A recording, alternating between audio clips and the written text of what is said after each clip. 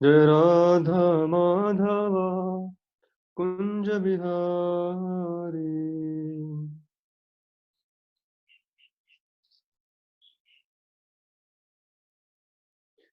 जय गोपी जन वल्लभ गिरिवरधारी।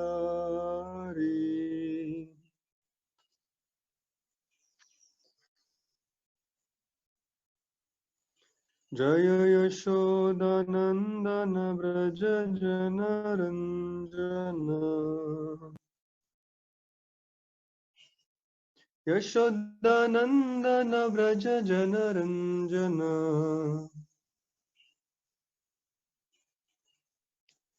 यमुना तीरावनचारी।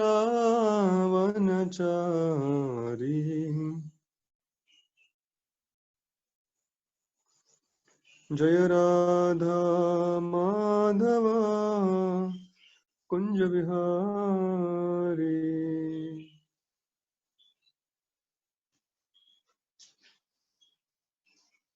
जय राधा माधव कुंज बिहारी।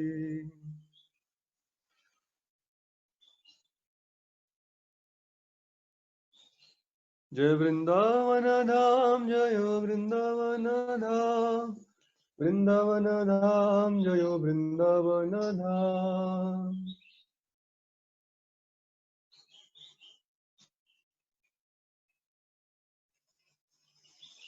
जय राधा श्याम सुंदर राधा श्याम सुंदर राधे।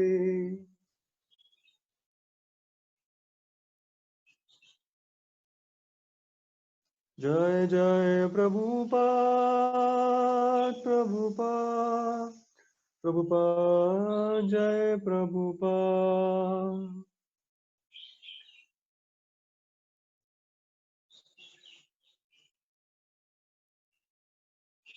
जय निताय गौर प्रेमानंदे हरि बोल। ओम नमो भगवते वासुदेवाय। ओम नमो भगवते वासुदेवाय। ओम नमो भगवते वासुदेवाय। ओम अज्ञानतिमिरन्धस्य ज्ञानाञ्जनशलाकया चक्षुरुन्मिलितं येन तस्मै श्रीगुरवे नमः। श्रीचैतन्यमनोभीष्टं स्थापितं येन भूतले स्वयं रूपा कदा मह्यं ददाति स्वपदान्तिकम्। नमो ॐ विष्णुपादाय कृष्णप्रेष्ठाय भूतले श्रीमते भक्तिवेदान्त स्वामी इति नामिने। नमस्ते सारस्वते देवे गौरवाणी प्रचारिणे निर्विशेष शून्यवादी पाश्चात्यदेशतारिणे। जय श्री कृष्ण चैतन्य प्रभु नित्यानंद श्री अद्वैत गदाधर श्रीवासदि गौर भक्तवृंद। हरे कृष्णा कृष्णा कृष्णा हरे हरे। हरे राम राम राम हरे हरे। हरे कृष्णा। तो आज के इस गीता के सत्र में हम सब भक्तों का स्वागत करते हैं। बहुत ही शुभ दिन है आज, अक्षय तृतीया का दिन है। इस दिन पर जो भी हम कार्य करते हैं या खास करके जो नया कार्य आरंभ करते हैं, उस नए कार्य का कभी क्षय नहीं होता, अक्षय। तो इसलिए बहुत बार लोग नया बिजनेस चालू करते हैं, नया घर खरीदते हैं या नई गाड़ी लेते हैं या कुछ नया जगह पे इन्वेस्टमेंट करते हैं ताकि वो हमेशा बना रहे, कभी उसका क्षय न हो। गौड़ी वैष्णवों के लिए आज का दिन खास है क्योंकि आज के दिन चंदन यात्रा का आरंभ होता है। तो चंदन यात्रा जब उसके बारे में सोचते हैं तो हमें एक भक्त का नाम हमारे सामने आता है और वो है श्रीपाद माधवेंद्रपुरी। तो माधवेंद्रपुरी भगवान के बहुत महान भक्त थे। ऐसे कहा जाता है कि ब्रह्म मध्व गौड़ीय गुरु शिष्य परंपरा में माधवेंद्रपुरी ये बहुत ही महत्वपूर्ण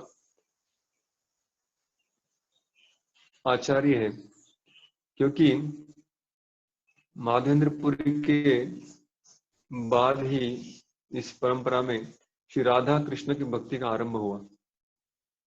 ये जो भगवान के प्रति राग उत्पन्न करना या आसक्ति के साथ एक संबंध बनाने के साथ भगवान की भक्ति करना, तो ये रागानुगा भक्ति का जो मार्ग है, ये देखा जाए तो माधवेंद्रपुरी से ही आरंभ होता है। चैतन्य महाप्रभु कहते हैं कि ये जो राधा कृष्ण की भक्ति है, ये भक्ति का उगम माधवेंद्रपुरी से हुआ है। माधवेंद्रपुरी का आविर्भाव भी कुछ दिनों में आएगा इसी चंदन यात्रा के बीच। तो माधवेंद्रपुरी को कहा जाता है कि वो जो वृंदावन है, गोलोक वृंदावन, वहां के कल्प वृक्ष के वो अवतरण है यहाँ पर। तो हम सब लोग उनकी कथा जानते हैं कि कैसे माधवेंद्रपुरी को भगवान ने आदेश दिया था। माधवेंद्रपुरी वृंदावन में रहते थे और भिक्षा मांग के जीते थे। एक्चुअली भिक्षा भी नहीं मांगते थे, उनको कहा जाता है कि वो अजागर वृत्ति के थे।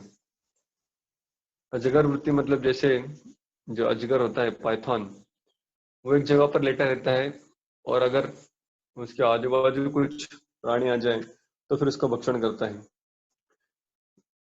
तो ये माधवेंद्रपुरी भी वैसे ही वृंदावन में रहते थे और वृंदावन में रहकर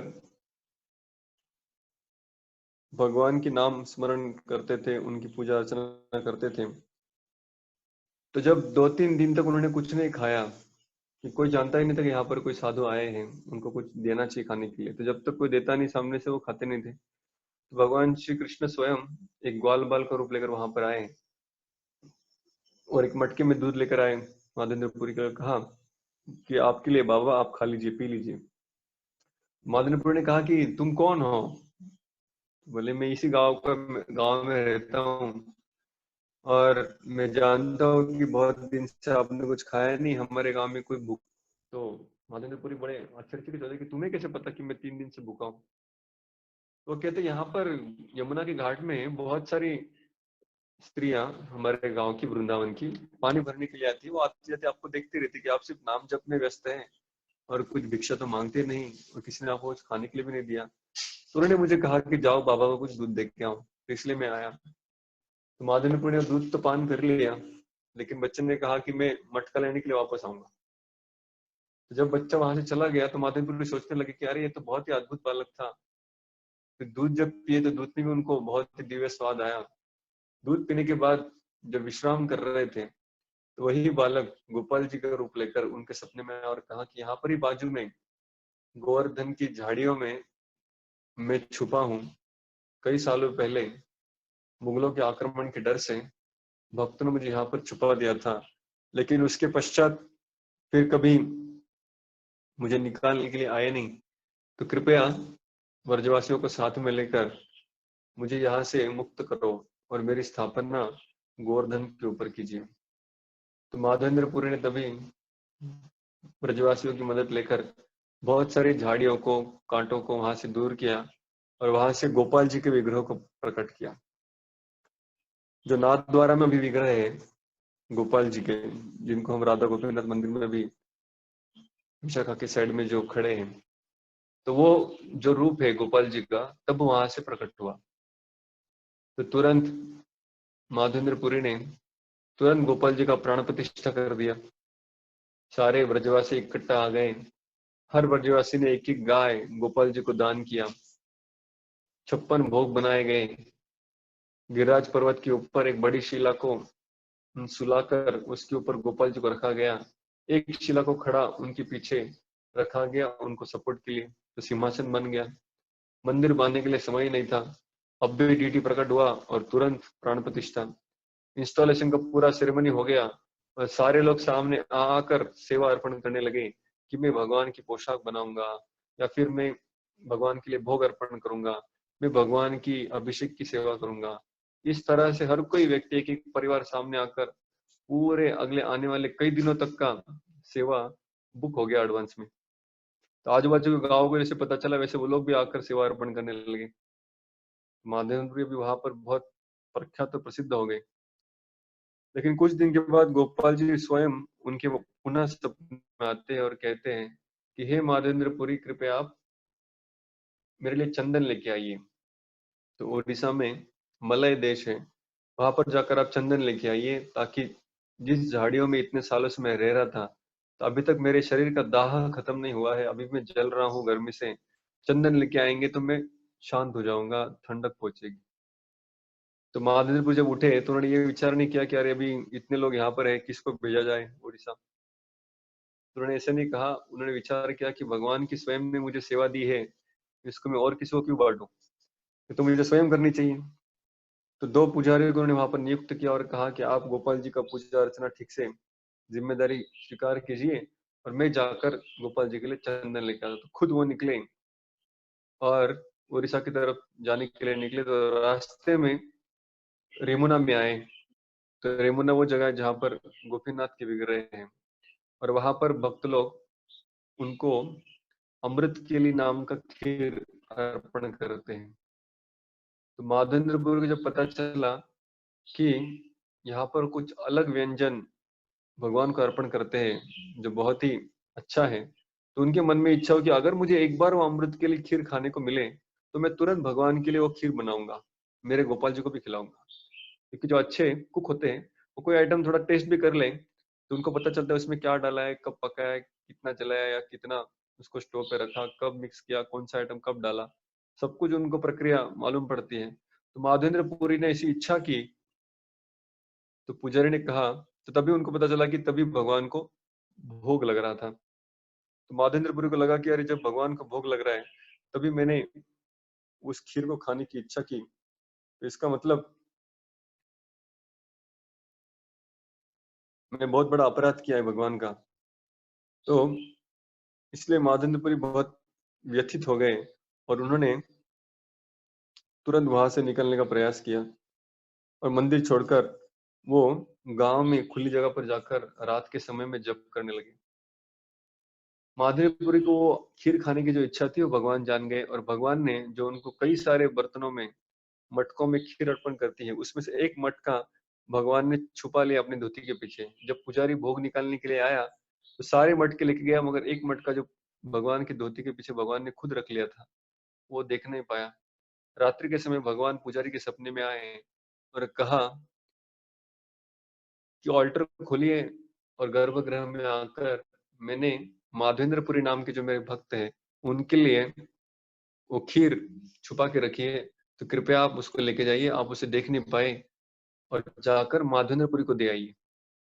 तो पुजारी बड़ा ही अपने आप को धन्य मानने लगा कि भगवान स्वयं सपने में आए।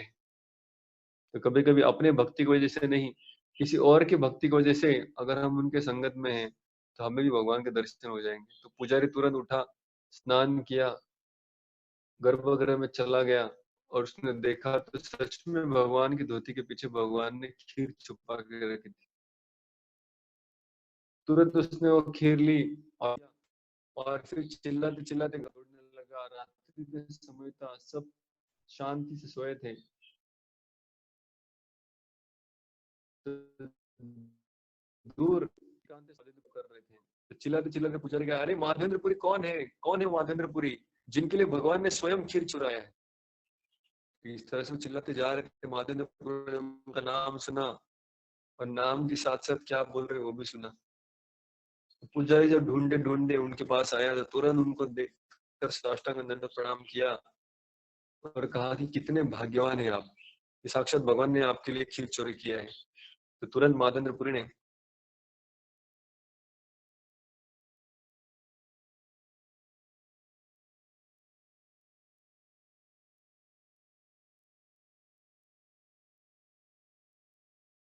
उसको रोज माधवेंद्रपुरी थोड़ा थोड़ा कर कर खाते थे।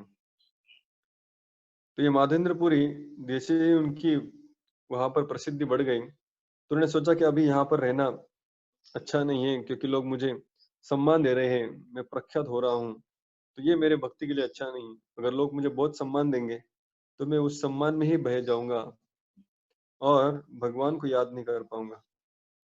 तो उस सम्मान और प्रतिष्ठा के डर से माधवेंद्रपुरी वहां से निकल गए और उड़ीसा की तरफ निकले जगन्नाथपुरी। जैसे ही जगन्नाथपुरी पहुंचे तो उनको पता चला कि यहाँ पर सब लोगों को पहले से खबर पहुंच गया है कि माधवेंद्रपुरी के साथ क्या हुआ है। और वो सारे लोग जैसे माधवेंद्रपुरी को देखे तो खुश हो गए कि ये बहुत बड़े संत आज हमारे बीच आए हैं। तो जब माधवेंद्रपुरी को पता चला कि मेरी प्रसिद्धि यहाँ पर बढ़ गई है, तो उन्होंने प्रसिद्धि का इस्तेमाल भगवान की सेवा में किया और कहा कि अगर आप सच में मुझे भक्त मानते हो तो कृपया मुझे यहाँ से कुछ चंदन दे दीजिए ताकि भगवान की कुछ सेवा कर पाऊँ। तो वहां से कई किलो क्विंटल सोना चंदन माधवेंद्रपुरी को दिया गया। फिर माधवेंद्रपुरी को पुनः रेमुना आ गए। जैसे रेमुना में आए, जहाँ के विग्रह भी गोपीनाथ खीरचोर गोपीनाथ के नाम से प्रख्यात हो गए थे, जिन्होंने माधवेंद्रपुरी के लिए खीर चुराया। तो वही विग्रह के पास माधवेंद्रपुरी आए और जब एक दिन वहां पर विश्राम किए तो गोपाल जी वृंदावन से पुनः माधवेंद्रपुरी के सपने में आए और कहा कि वो जो चंदन आप लेकर आ रहे हैं इतना दूर प्रवाहित करने की आवश्यकता नहीं है, वहां पर ही आप गोपीनाथ को ही उधर चंदन अर्पण कीजिए ताकि उसकी सारी ठंडक मुझे यहाँ पर गोवर्धन में अपने आप मिल जाएगी। तो भगवान भक्त का दर्द जानते हैं। अभी तीसरी बार माधवेंद्रपुरी के सपने में भगवान आए हैं और उन्होंने आदेश दिया, ये जो चंदन है वही गोपीनाथ को आप अर्पण कीजिए। तब माधवेंद्रपुरी ने वो चंदन अर्पण करने का उत्सव आरंभ किया। तो आज भी हम गौड़ीय वैष्णव माधवेंद्रपुरी के उस कथा के सम्मान में आज के दिन से चंदन अर्पण करना आरंभ करते अक्षय तृतीया से, ताकि जब हम भगवान को ठंडक पहुंचाएंगे तो जब भगवान को प्रसन्नता प्रदान करेंगे तो अपने आप ही अपने भी आत्मा को ठंडक और प्रसन्नता प्राप्त होगी। श्री माधवेंद्रपुरी पाद की जय। तो हम 11वें अध्याय का अध्ययन आरंभ किए थे, तो उसका हमने सारांश देख लिया था कि कैसे ये जो विश्व रूप है, विश्वरूप दर्शन योग जो अध्याय है, इसमें किस तरह अलग अलग 4 विभाग हमने देखे। तो पहला विभाग तो है जिसमें अर्जुन भगवान को विनती करता है, कृपया मुझे आप विश्वरूप दिखाइए। फिर अगले 5 से लेकर 14 11 श्लोक में विश्वरूप का दर्शन अर्जुन करता है और फिर उस विश्वरूप को अर्जुन कई सारी प्रार्थनाएं अर्पण करता है। प्रार्थना में पहले तो भगवान की स्तुति करता है और फिर डर के मारे भगवान की क्षमा भी मांगता है कि मैंने मित्र के रूप में कई सारे अपराध आपसे किए होंगे, तो उसे क्षमा कर दीजिए। और फिर भगवान के सौम्य रूप देखने के लिए अनुमति मांगता है, रिक्वेस्ट करता है। और आखिर में चौथे विभाग में भगवान उस विश्व रूप को हटाकर उसमें से सौम्य रूप यानी उनके चतुर्भुज और उसके बाद द्विभुज रूप में दर्शन अर्जुन को प्रदान करते हैं। तो अभी हम पहले श्लोक से आरंभ करेंगे पढ़ना। अर्जुन उवाच मद अनुग्रहाय परमं गुह्यम अध्यात्म संनितं यत्त्वया उक्तं वचस्तेन मोहोयम विगतो मम। अर्जुन म्हणाला, या परम गुह्य आध्यात्मिक विषयाबद्दल तुम्ही कृपावंत होऊन जे उपदेश दिले आहेत ते ऐकून माझा मोह नष्ट झाला आहे। हमने चर्चा की कल के सत्र में कि कैसे भगवान के इस विश्वरूप दर्शन के पहले ही अर्जुन का निश्चय या निर्णय पक्का बन गया था सिर्फ भगवान से सुनने मात्र से। तो सिर्फ श्रवण करने से ही हमें भगवान के बारे में श्रद्धा प्राप्त होनी चाहिए, जिसको कहते हैं शास्त्रीय श्रद्धा। तो भक्ति में जैसे हमने कई बार श्रद्धा की व्याख्या देखी है पिछले अध्याय में कि कृष्ण भक्ति करने से जीवन की सारी सिद्धियां प्राप्त हो जाएगी, ये विश्वास, इसको कहते हैं श्रद्धा। तो साधारणतः श्रद्धा 2 प्रकार की होती है।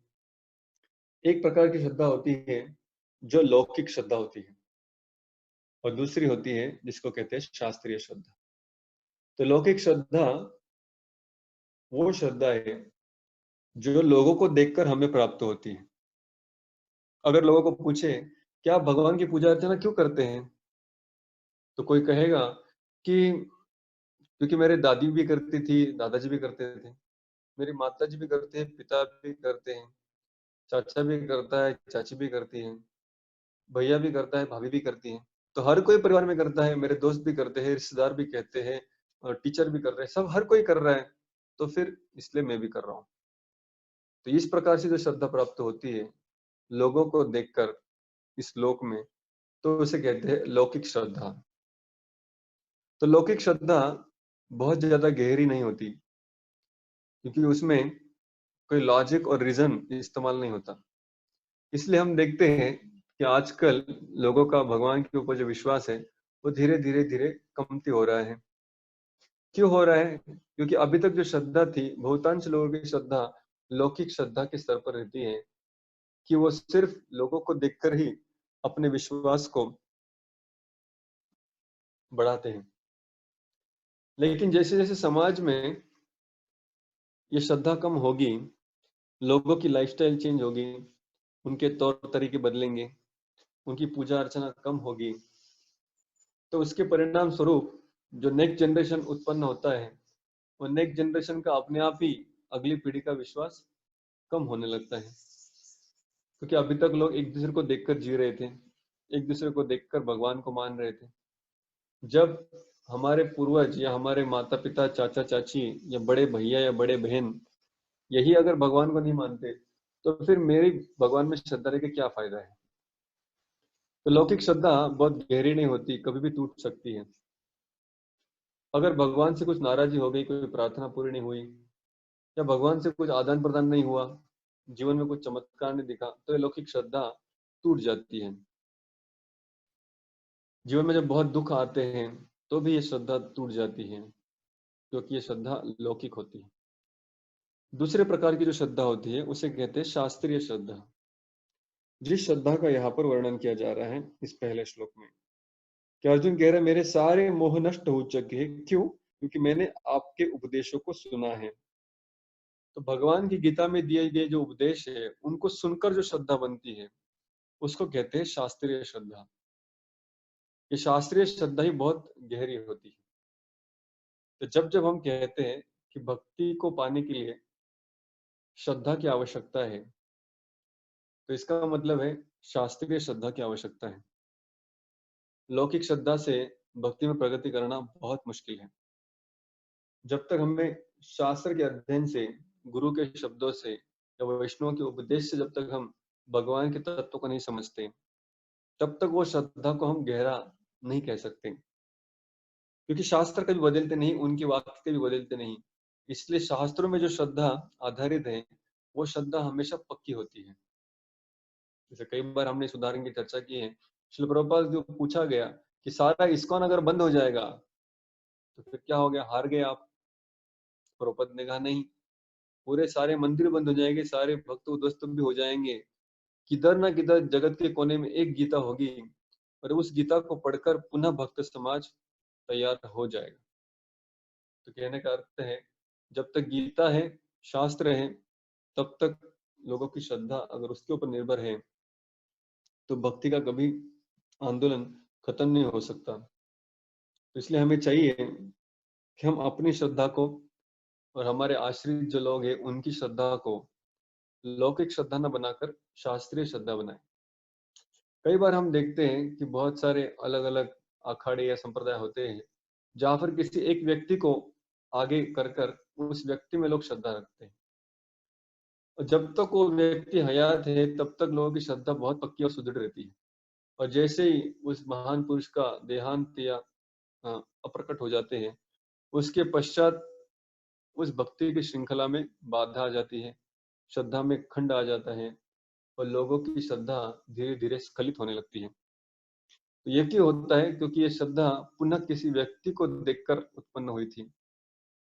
तो व्यक्ति को देखकर श्रद्धा उत्पन्न होने में कोई खराबी नहीं है, लेकिन कुछ समय के पश्चात उस श्रद्धा को शास्त्रों में आधार देना आवश्यक है। कि कोई भी व्यक्ति हमारे साथ जिंदगी भर रहेगा नहीं, इसलिए हमें चाहिए कि हम जब अपनी श्रद्धा को विकसित कर रहे हैं या अपने आश्रित जो लोग हैं उनको श्रद्धा प्रदान कर रहे हैं। हमें चाहिए कि उनकी श्रद्धा को किसी व्यक्ति या समाज के ऊपर आश्रित न रहकर रखकर उसे शास्त्र के ऊपर आश्रित करना चाहिए। जिस तरह अर्जुन यहाँ पर कह रहे हैं कि आपके इन उपदेशों को सुनकर मेरे सारे संशय, डाउट्स और मोह, मेरा सब भ्रम नष्ट हो चुका है। तात्पर्य में श्रील प्रभुपाद लिखते हैं कि अर्जुन पहले ही समझ गया है कि श्री कृष्ण ही सारे कारणों के कारण है, देवों के देव है, ब्रह्मांड के उगम है। श्री कृष्ण कोई अवतार न होकर वो सारे अवतारों के उगम स्थान है। तो अर्जुन यहाँ पर कह रहा है कि मेरा मोह नष्ट हो चुका है। तो अर्जुन अभी श्री कृष्ण को अपना कोई साधारण मित्र या कोई साधारण मानव नहीं समझता। वो प्रबुद्ध हो चुका है, उसकी बुद्धि बन चुकी है। वो जानता है कृष्ण मेरे सिर्फ सखा नहीं है किंतु परम पुरुष आदि कारण है। तो अर्जुन सोच रहा है कि मैं तो कृष्ण को आदि भगवान करके स्वीकार कर रहा हूं, लेकिन आने वाली पीढ़ियां या जो सामान्य लोग हैं वो मेरे इन शब्दों के ऊपर विश्वास कैसे रखेंगे। तो जरूरी है कि भगवान का इस विश्व रूप को प्रकट किया जाए। तो इसलिए अर्जुन श्री कृष्ण के सामने उनका वो दिव्य स्वरूप प्रस्थापित करने के लिए, उन श्री कृष्ण को विश्व रूप प्रकट करने के लिए विनती करता है। दूसरे श्लोक में जाएंगे। भवाप्ययो हि भूतानां श्रुतो विस्तरशो मया त्वत्त कमलपत्राक्ष महात्म्यम अपि च व्ययम्। हे कमल नयना, जीवांच्या उत्पत्ती आणि लयाबद्दल मी तुमच्याकडून सविस्तरपणे ऐकले आहे आणि मला तुमच्या अगाध अव्ययी महात्म्याची अनुभूती झाली आहे। तो पुनः अर्जुन कह रहे हैं कि आपसे सुनने मात्र से मुझे इस ज्ञान की प्राप्ति हो चुकी है। तो मित्र है इसलिए कमल पत्राक्ष, इस तरह से अर्जुन कृष्ण को संबोधित कर रहे हैं। तो एक नया नाम यहाँ पर गीता में अर्जुन का प्रकट हो रहा है, कमल पत्र अक्ष। तो भगवान की जो आंखें हैं वो कैसी है, कमल पत्र के समान है। तो जो कमल का पत्र यानी कमल का फूल का पंखुड़ी, तो उसके समान भगवान की आंखें हैं। तीसरे श्लोक में जाएंगे। एवं एतत् अथ अथ त्वम् आत्मानं परमेश्वरं द्रष्टुम इच्छामि ते रूपम ऐश्वरम पुरुषोत्तम। यहाँ पर भगवान के लिए अर्जुन दो प्रकार के नाम संबोधित करता है। पहला है परमेश्वर पहले लाइन में, और दूसरी लाइन में कहता है पुरुषोत्तम। तो परमेश्वर यानी सारे ईश्वरों में श्रेष्ठ, पुरुषोत्तम यानी सारे पुरुषों में श्रेष्ठ। तो अर्जुन पहले से कन्विंस्ड है, ये यहाँ पर बार बार सूचित हो रहा है कि विश्वरूप देखने के बाद ही अर्जुन ने विश्वास नहीं रखा। विश्वरूप देखने के पहले ही, जब विनती ही कर रहा है विश्वरूप देखने के लिए, उसके पहले ही वो कन्विंस्ड है कि यही पुरुषोत्तम या परमेश्वर है। द्रष्टुम इच्छामि ते रूपम ऐश्वरम, तो आपका वो ऐश्वरम रूप जिसमें आपके सारे ऐश्वर्य, आपकी सारी शक्तियां जिसमें प्रकाशित हो, सारा जगत कैसे आप अपने आप में धारण करते हैं, कैसे संपूर्ण जगत को चलाते हैं, कैसे जगत की सारी जो महान सिद्धियां हैं, व्यक्ति है, ये सारे कैसे आप में ही समेटे जाते हैं, ये कृपया मुझे दिखाइए। प्रभुपाद तात्पर्य में कहते हैं श्री कृष्ण कोई साधारण मनुष्य है ऐसे लोग समझ सकते हैं। तो इन सब लोगों को कृष्ण की दिव्यता के ऊपर विश्वास रखने के लिए अर्जुन यहाँ पर कृष्ण को विनती कर रहा है, कृपया आपका विराट रूप दिखाइए। प्रभुपाद तात्पर्य में आगे लिखते हैं कि भविष्य में गीता के बाद ऐसे बहुत सारे लोग होंगे जो अपने आप को भगवान कहकर पुकारेंगे या अपने आप को भगवान कह के अपनी स्वयं की पूजा कराएंगे। तो इन सब लोगों के सामने आह्वान प्रस्तुत करने के लिए कि अगर सच में आप भगवान हैं तो सिद्ध कैसे होगा कि अगर वो व्यक्ति विश्वरूप दिखा सकता है तो उसे हम मानेंगे कि वो भगवान है या भगवान का अवतार है। तो वो भी एक मापदंड स्थापित करने के लिए अर्जुन यहाँ पर रिक्वेस्ट कर रहा है कि कृपया उन जो भोंदू साधु होते हैं या भोंदू भगवान के अलग अलग डुप्लीकेट अवतार प्रकट होते हैं, तो ये भगवान के काल से ही, कृष्ण के काल से ही ये सब प्रथा थी, क्योंकि कृष्ण के समय पर भी कृष्ण के कजिन यानी एक चचेरे भाई थे जिनका नाम पौंड्रक था। तो पौंड्रक हालांकि बहुत ही अच्छा चरित्र वाला इंसान था, सुंदर था दिखने में, अपना राज्य चला रहा था, राज्य बहुत अच्छे से चल रहा था, कहीं से कुछ आक्रमण हो नहीं रहा था, तो वैसे कुछ राजा के लिए कुछ काम था नहीं। तो एक दिन सारे मंत्रियों ने सोचा कि कुछ काम तो है नहीं, तो क्या किया जाए, तो राजा की स्तुति करते हैं। तो सारे मंत्री राजा के एक साथ आकर पौंड्रक की स्तुति करने लगे कि आप महान हैं, शक्तिशाली हैं, ऐश्वर्यशाली हैं, सच कहे तो आप ही भगवान हैं। तो पौंड्रक ने कहा नहीं नहीं भैया, थोड़ा ज्यादा बोल रहे हो आप, मैं कोई भगवान भगवान नहीं हूँ। तो मंत्रियों ने और आवाज बढ़ाई और सुदृढ़ता से विश्वास के साथ बोलने लगा, अरे नहीं नहीं, आप ही भगवान है, ऐसी नम्रता मत दिखाइए, आप ही हमारे लिए भगवान है, आप ही विष्णु है, आप ही कृष्ण है, पूर्ण पुरुषोत्तम तो आप है, आपका जो भाई है वो तो डुप्लीकेट है, सच में भगवान तो आप ही है।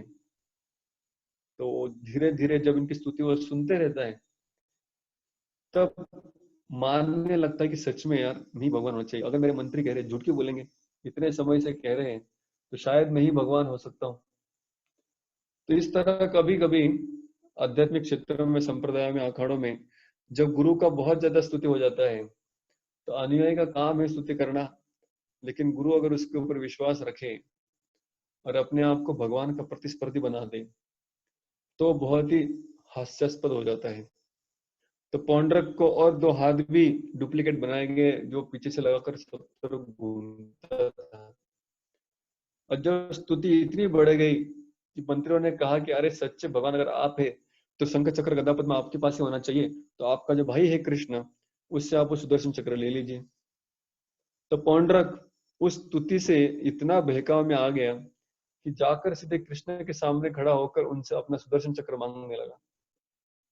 तो कृष्ण ने जब उसके वो डुप्लीकेट हाथ और उसका वो रवैया देखा, तो कृष्ण को बड़ी हंसी आई और जोर जोर से हंसे।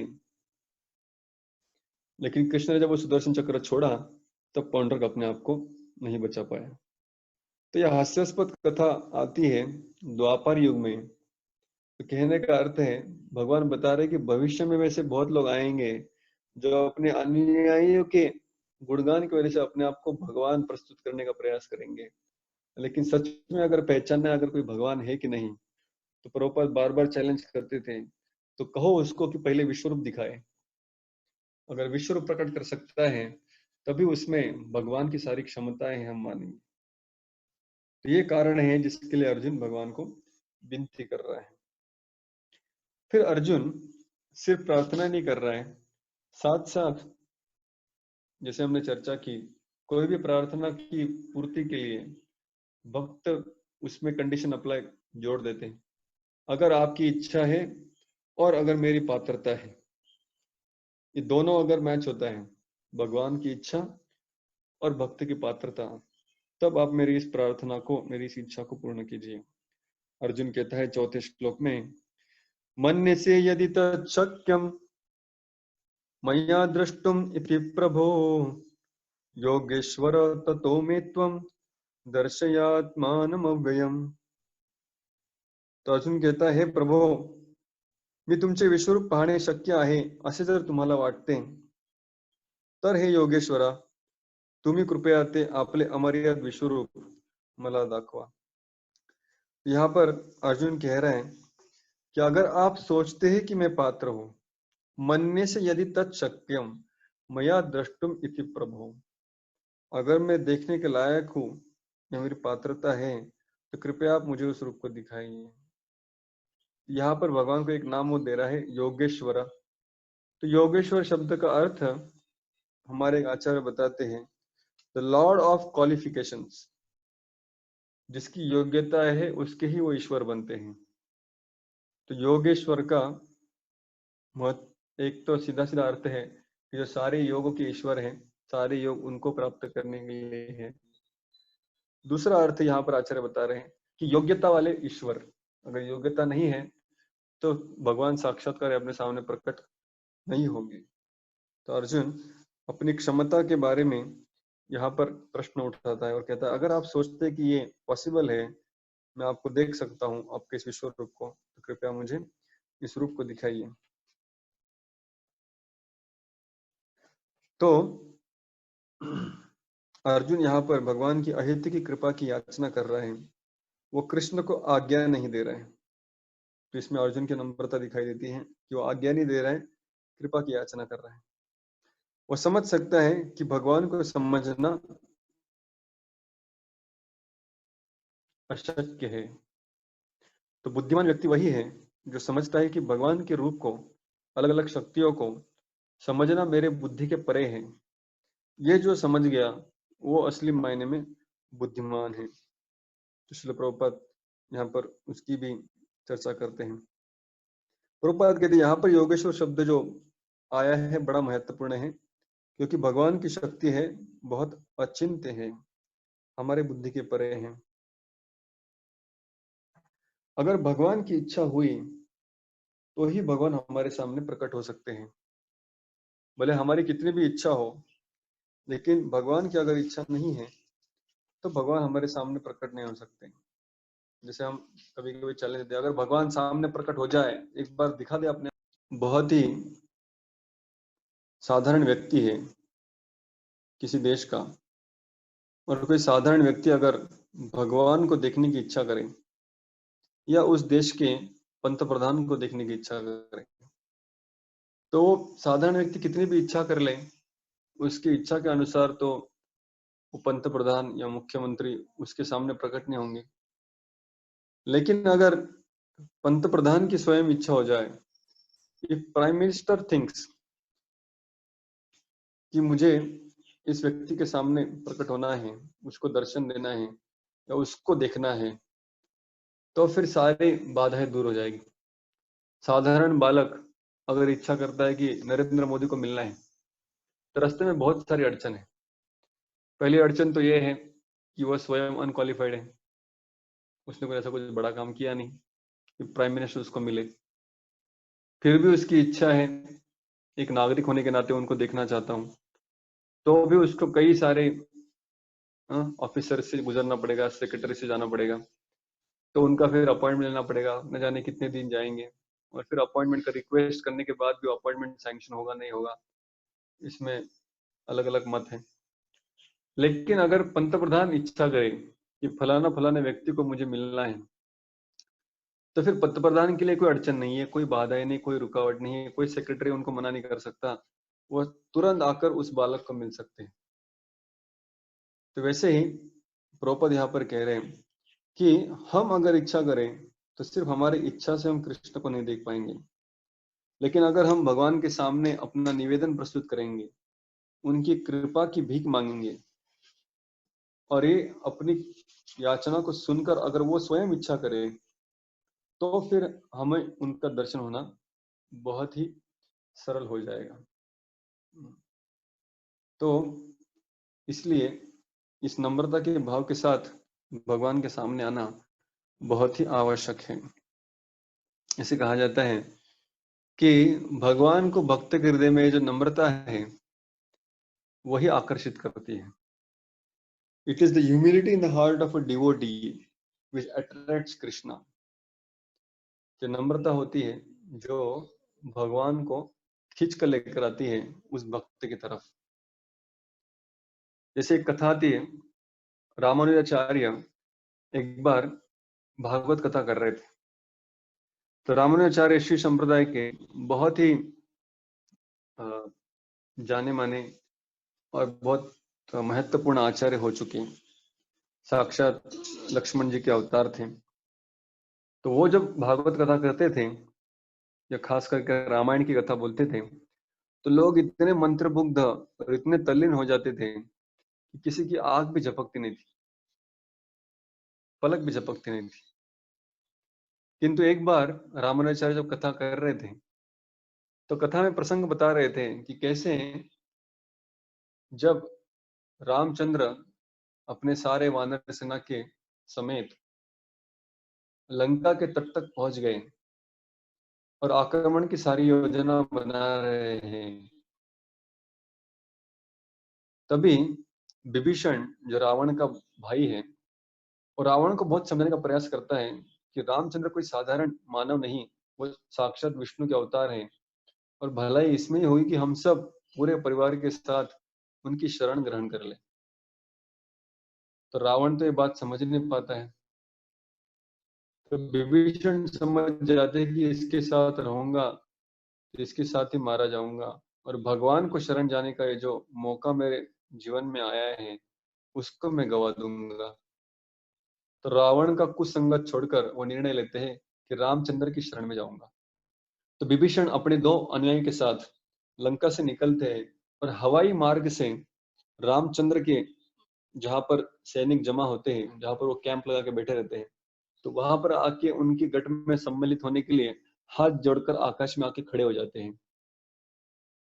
तो जैसे देखते कि लंका की तरफ से तीन व्यक्ति आ रहे हैं रामचंद्र की सेना की तरफ, तो सारे वानर वीर खड़े हो जाते हैं। हनुमान, सुग्रीव, अंगद, जाम्बवान, नल, नील, ये सब लोग अपने हथियार लेकर खड़े हो जाते हैं और देखते हैं ये कौन आया है। तो सुग्रीव पहचान लेता है कि ये तो रावण का भाई है विभीषण, और यहाँ पर आकर हमारे गट में सम्मिलित होना चाहता है। तो सुग्रीव अपना ओपिनियन देता है, कहता है कि अरे ये तो राक्षस है, राक्षसों के ऊपर कभी विश्वास नहीं रखना चाहिए, इनको कभी हमारे गट में सम्मिलित नहीं करना चाहिए। दूसरे वानर कहते हैं कि ये तो आप अपने भाई को धोखा देकर यहाँ पर आए हैं, अगर अपने भाई को इसने धोखा दिया है तो फिर पराये व्यक्ति को धोखा देने में क्या इसको ज्यादा मुश्किल नहीं है, इसको हमें हमारे ग्रुप में नहीं लेना चाहिए। तो इस तरह से हर कोई व्यक्ति विभीषण के विचारों के ऊपर संदेह प्रकट करते हैं, और रामचंद्र को कहते हैं कि कृपया कभी भी इस व्यक्ति को अपने साथ सम्मिलित मत होने दीजिए। तो रामानुजाचार्य के एक शिष्य धनुर्धर धनुर्दास, वो इस कथा को सुनते रहते हैं, और जब वो सुनते हैं कि विभीषण जो इतने भगवान के शुद्ध और अनन्य भक्त हैं, वो जब हाथ जोड़कर खड़े हैं, तो उनके रामचंद्र के शरण ग्रहण करने में इतनी अड़चन आ रही है। जो रामचंद्र को प्रिय उनके सैनिक है, वानर गण हैं, वह सारे उनके विपरीत शब्द बोल रहे हैं, और राम को कह रहे कि इसको स्वीकार मत कीजिए। हालांकि वो जो भी बोल रहे हैं वो एक दृष्टि से सही भी है कि राक्षस परिवार में जन्मा है, रावण का भाई है, अपने भाई को छोड़कर आया है। तो ये देखकर कि विभीषण जैसा प्रामाणिक भक्त को भी भगवान की शरण मिलना कितना कठिन है, ये देखकर धनुर्दास बहुत ही विचलित हो जाता है, और वहां से उठकर उस कथा से निकलने लगता है। तो सारे व्यक्ति जो कथा में बैठे हैं, श्रोतागण, आश्चर्यचकित हो जाते कि अरे कौन है ऐसा नालायक व्यक्ति जो रामानुजाचार्य की कथा से उठकर जा रहा है। हालांकि धनुदास रामानुजाचार्य के बहुत ही अव्वल दर्जा के शिष्य थे, गृहस्थ थे, लेकिन रामचंद्र के प्रति और अपने गुरु के प्रति बहुत श्रद्धा और भक्ति रखते थे अपने हृदय में। तो जब रामानुजाचार्य ने देखा कि पीठ दिखाकर यह व्यक्ति कथा से बाहर निकल जा रहा है, तो रामानुजाचार्य ने आवाज दिया, धनुर्दास रुक जाओ, क्या हो गया, क्यों तुम कथा छोड़कर जा रहे हो। तो धनुर्दास रुक गए। रामाचार्य ने कहा कि क्या हुआ, बताओ मुझे, क्यों तुम जा रहे हो, क्या तुम्हें रामचंद्र की कथा में रुचि नहीं है, क्या मैंने कुछ गलत कह दिया। तो धनुर्दास अभी पीछे मुड़ते हैं, और जैसे ही पीछे मुड़कर देखते हैं, रामाचार्य देखते हैं कि उनकी आंखों से झरझर आंसू बह रहे हैं। तो धनुर्दास की उस आंसुओं को देखकर रामाचार्य पूछते हैं कि क्या हुआ, इतने क्यों रो रहे हो। बोले विभीषण जैसा प्रामाणिक भक्त भगवान की शरण नहीं पा सकता, तो फिर मैं तो बहुत ही पापी हूँ, मेरी क्या योग्यता है कि मैं भगवान को हासिल करूं, उनकी शरण प्राप्त करूं, मुझे कोई आशा ही नहीं लगती, इसलिए मैं जा रहा हूं। तो रामानुजाचार्य उस भक्त का वो भाव देखकर बड़े खुश हो जाते हैं, और कहते हैं कि धनुर्दास, तुम इतने सरल और प्रामाणिक हो, क्या तुम्हें लगता है कि मैं रामानुजाचार्य भगवत धाम जा सकता हूँ, मुझे भगवान श्री रामचंद्र की शरण प्राप्त होगी कि नहीं होगी। तो धनुर्दास रामानुजाचार्य के पैरों में गिर जाता है, और कहता कि क्या कह रहे हैं प्रभु, गुरुवर्य आप तो सबसे ज्यादा पात्र और क्वालिफाइड व्यक्ति है, रामचंद्र आपके बिना रह नहीं सकते, आप तो भगवत धाम जरूर जाएंगे। तो रामानुचार्य कहते हैं अगर तुम्हें ये विश्वास है कि आपके गुरु भगवत धाम जाने वाले हैं, तो आप इतना जान लो कि जब मैं भगवत धाम जाऊंगा तो तुम्हें भी पकड़कर साथ में लेके जाऊंगा, इसमें कोई संदेह नहीं है। तो इसलिए मेरे वचनों पर विश्वास रखो, बैठ जाओ, आगे की कथा सुनो। और जब आगे की कथा वो बताते हैं तब उसमें वो कहते हैं कि सारे वानर गणों ने ये सब अपने अपने मत देने के बाद श्री रामचंद्र जी हनुमान जी को पूछते हैं कि आपका इस विभीषण के बारे में क्या कहना है। तो हनुमान जी कहते हैं कि इसके मन का भाव मैं देख सकता हूँ, जिस नम्रता के साथ, जिस आत्मसमर्पण के साथ ये व्यक्ति आपकी शरण ग्रहण करने के लिए आया है, इसमें कोई संदेह नहीं कि यह आपका शुद्ध भक्त है और इसे आपको शरण देनी चाहिए। तब प्रभु श्री रामचंद्र उस प्रख्यात प्रतिज्ञा को लेते हैं कि कोई व्यक्ति अगर एक बार भी कहता है कि प्रभु मैं आपका हूं, तो उसे मैं अभयदान और मेरी शरण, मेरे चरणों का आश्रय प्रदान करूंगा। तो ये जो भक्तों का गुण है उसको कहते हैं अनन्य गतित्वम, यानी भगवान को छोड़कर हम कहीं नहीं जाएंगे। तो जो भूतकाल में जो भक्त हो गए, उनके जीवन के जो तकलीफ को हम देखते हैं कि बाप रे, इतना कष्ट सहन करना पड़ा, तब जाकर भगवान का दर्शन मिला। इतनी परीक्षा भगवान ने उनकी ली, तब जाकर भगवत धाम में प्रवेश मिला। तो कभी कभी ऐसे भक्तों के वर्णन सुनकर हमें अपनी आशा के ऊपर थोड़ा संदेह होता है, हम निराशावादी बन जाते हैं। हमारी आशा, हमारा होप खत्म हो जाता है। लेकिन जब भगवान की कृपा की कथाएं सुनते हैं तब धीरे धीरे उस होपलेसनेस में कुछ आशा की किरण भी जागृत हो जाती है। तो भक्त जो होते हैं वो हमेशा भगवान की कृपा में विश्वास रखते हैं, कभी उनको छोड़कर जाते नहीं, नम्रता से कृपा की याचना करते ही रहते हैं कि भगवान कृपया मुझे दर्शन दीजिए, कृपया मुझे आपका शरण प्रदान कीजिए, आपके चरणों में आश्रय प्रदान कीजिए।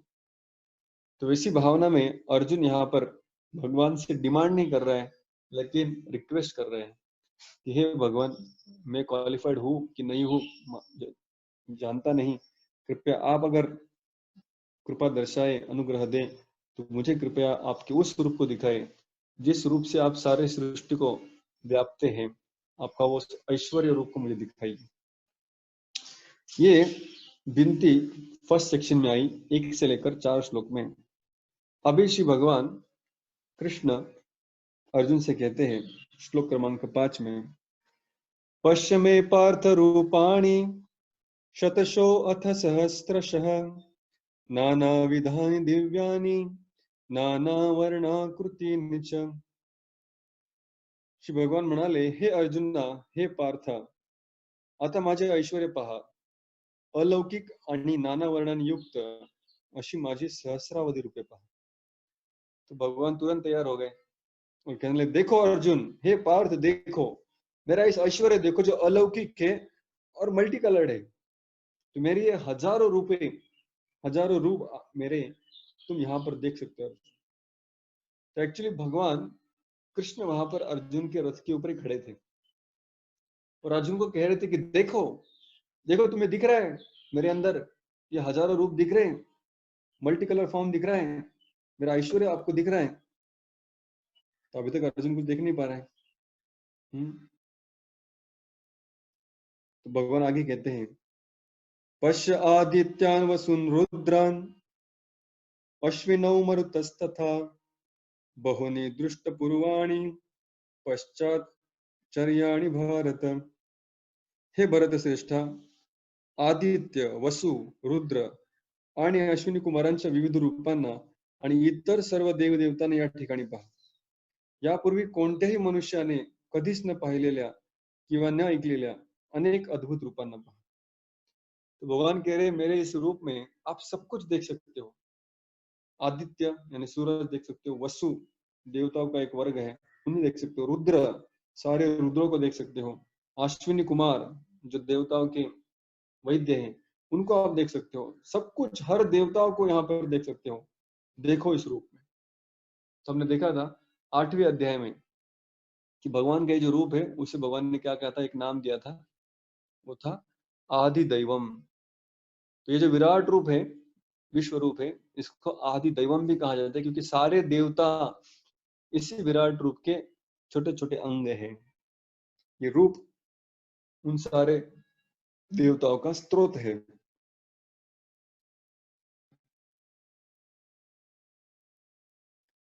तो भगवान आगे कहते हैं अर्जुन को, यह कस्थम जगत कृष्णम पश्य अद्य सचराचरम मम देहे गुड़ाकेश यच्च अन्य द्रष्टुमिच्छसि।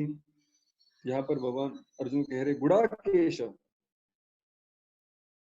गुड़ाकेश मतलब, इसका अर्थ हमने पहले अध्याय में देखा था, जिसने निद्रा के ऊपर और माया के ऊपर विजय प्राप्त कर ली है, तमोगुणी अंधकार के ऊपर, अज्ञान के ऊपर जिसने विजय प्राप्त कर ली है। ये अर्जुन देखो, आंखें खोलो, इस रूप को देखो। जो भी देखने के लायक है, जो भी देखना चाहते हो, सब कुछ इसमें देख सकते हो। हे अर्जुना, तू जे काही पाहू इच्छितोस ते आता माझ्या देहामध्ये पहा।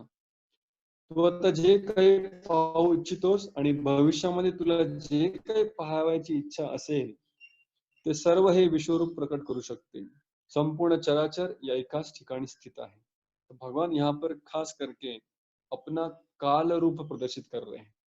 जैसे विश्व की सारी शक्ति है यहाँ पर भगवान प्रस्तुत कर रहे हैं, लेकिन कुरुक्षेत्र की युद्ध भूमि पर भगवान अ, अर्जुन ने जो भगवान ने जो अर्जुन को रूप दिखाया, उसमें खास करके भगवान की जो काल शक्ति है, उसका प्रदर्शन प्राधान्य रूप में भगवान अर्जुन के सामने कर रहे हैं।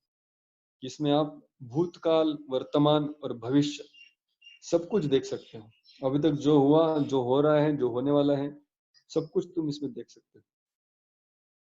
तो जब 3 बार भगवान ने कह दिया पश्य पश्य पश्य, देखो देखो देखो, तो 5वें श्लोक में भी आया पश्य में पार्थ रूपाणी, 6वें श्लोक में भी आया पश्य आदित्यान वसुन रुद्रान, और 7वें श्लोक में भी आया पश्य आद्य स चराचरम।